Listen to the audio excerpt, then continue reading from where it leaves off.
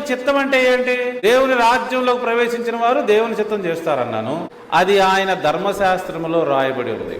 వాటిని పాటించడం వల్ల మనం పరిశుద్ధులము, నీతిమంతులము అవుతాము. అదే దేవుని యొక్క చిత్తము. మనము దేవుని చిత్తాన్ని పాటించడం ద్వారా మనం పరిశుద్ధులము, నీతిమంతులము అవుతాము. అలా నీతిమంతులు, పరిశుద్ధులైతేనే మనం దేవుని రాజ్యంలో ఉండగలము. మనకి జీవము కలుగుతుంది. ఇది దేవుని యొక్క ప్రణాళిక, డిజైన్.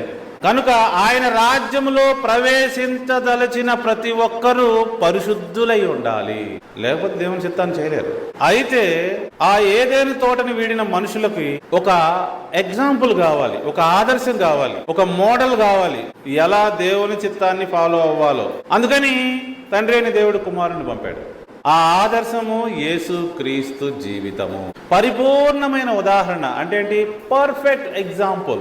ఇప్పుడు నిర్ణయం మన చేతుల్లోనే ఉంది. మనకు మన చిత్త ప్రకారం జీవించడానికి స్వేచ్ఛ ఉంది.